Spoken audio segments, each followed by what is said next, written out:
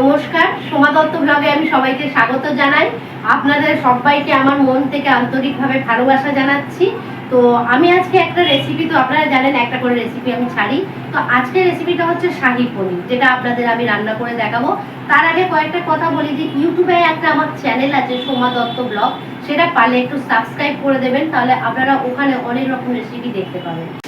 পেঁয়াজ, আদা, রসুন আমি একসঙ্গে এগুলো বেটে নেবো, তার সঙ্গে কটা কাঁচা লঙ্কাও দিয়ে দিচ্ছি।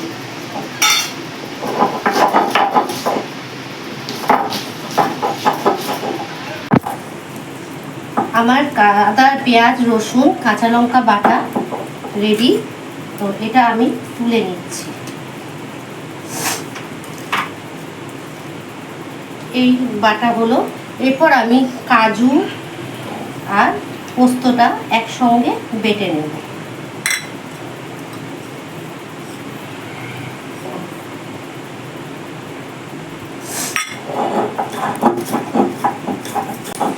কাজু আর পোস্ত আমি একসঙ্গে বেটে নিলাম।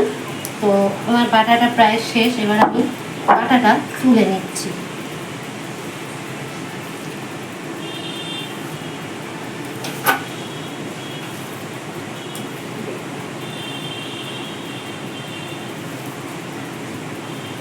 কাজু পোস্ত বাটা আমার হয়ে।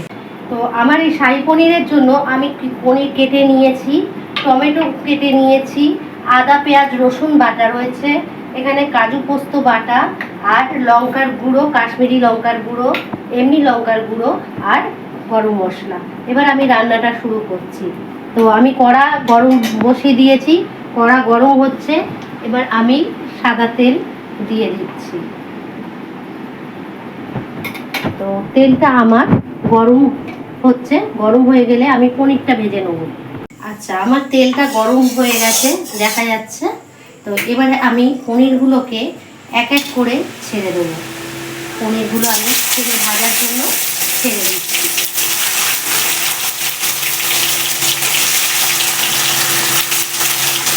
পনিরগুলোকে আমি ছেড়ে ছেড়ে ভেজে নেব। পনিরগুলো আমার ভাজা হয়ে গেছে এবং হালকা ভেজে আমি পনিরগুলোকে আস্তে আস্তে কড়া থেকে তুলে নেব।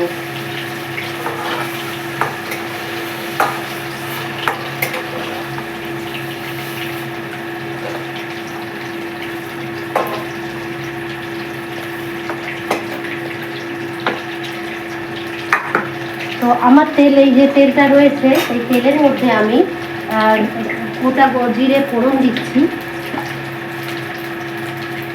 জিরে ফোড়ন দিয়ে দিলাম। এবার ফোড়নটা দেওয়া হয়ে গেলে আমি পেঁয়াজ আদা রসুন বাটাটা ছেড়ে দিচ্ছি। এটাকে আমি ভালো করে একটু লাল করে ভেজে নেব। আচ্ছা, পেঁয়াজ মানে আদা রসুন আর কাঁচা লঙ্কা বাটা আমার ভাজা হয়ে গেছে। তো এর উপরে আমি টমেটোটা দিয়ে দিচ্ছি। কিছু কথা এর আগে বলে দিই, যেখানে আমি 4-5টা কাঁচা লঙ্কা দিয়েছি। আপনারা যে পরিমাণ যেরকমভাবে ঝাল খান সেই পরিমাণ মতো কাঁচা লঙ্কা দেবেন। তো আমি এটা একটু কষে নিয়ে এক এক করে মশলাগুলো দিয়ে দেবো। হ্যাঁ, এবার আমি দিচ্ছি নুন, দিচ্ছি কাশ্মীরি লঙ্কার গুঁড়ো, যেটা আমার কালার আসবে। আর আমি সামান্য পরিমাণ এমনি আমার গুঁড়ো লঙ্কা একটু দিয়ে দিচ্ছি। আর দিয়ে দেবো একটু সামান্য পরিমাণ চিনি। এইগুলো দিয়ে আমি একটু কষে নিচ্ছি। এর ওপরে আবার একটুখানি আমি পোস্ত আর কাজু বাটাটা দিয়ে দেবো। তো আমার দেখুন মশলাটা একদম ভালো করে কষা হয়ে গেছে।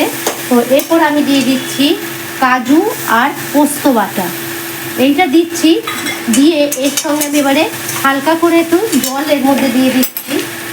তো কাজু পোস্ত বাটাটা নিচে যে এটা রয়েছে তাতে আমি একটু জল দিয়ে এটাকে ঢেলে দেবো। দিয়ে একটু আবার 2 মিনিট আমি কষবো। দেখুন কষা হয়ে গেছে আমার, এখান দিয়ে তেল ছেড়ে গেছে মশলা থেকে। তো এবারে আমি এর মধ্যে জল দিয়ে দিচ্ছি।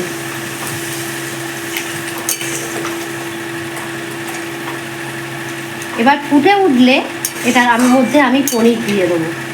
দেখুন আমার ঝোলটা ফুটে উঠেছে। তো এবার আমি এক এক করে পনিরগুলোকে ছেড়ে দেবো ঝোলের মধ্যে। পনিরগুলো দিয়ে কিছুক্ষণ আবার ফুটিয়ে নেবো, নিয়ে তারপর আমি নামাবো। আমার পনিরটা দেখুন হয়ে গেছে। তো এতে আমি একটুখানি ঘি দেব আর গরম মশলাটা দিয়ে তারপর নামিয়ে নেবো। তো আমি ঘি দিয়ে দিলাম।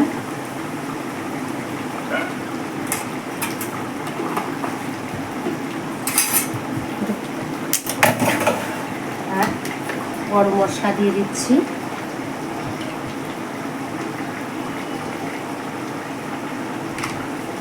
তো আমার গরম মশলা দেওয়া হয়ে গেছে এবং আমার রান্নাও প্রায় শেষ। তো এবার আমি পনিরটাকে নামিয়ে নেব।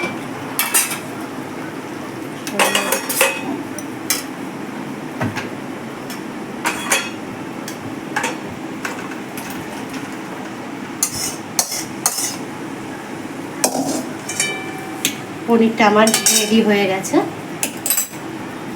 আমি এবার কটা কথা বলতে চাই আপনাদের। তো আমি তো শাহী পনিরটা রান্না করে আপনাদের দেখালাম। যদি কোনো রকম ভুল ত্রুটি আমার হয়ে থাকে তো একটুখানি জাস্ট ক্ষমা করে দিয়ে আপনি একটু আপনারা রান্নাটা দেখবেন এবং লাইক শেয়ার কমেন্ট অবশ্যই করবেন। তাহলে কিন্তু আমি উৎসাহ পাবো আমি আরও ভালো ভালো রান্না করার। তো সেই জন্য বলছি ইউটিউব চ্যানেলটাকেও সাবস্ক্রাইব করে দেবেন এবং একটু লাইক শেয়ার কমেন্ট করে দেবেন।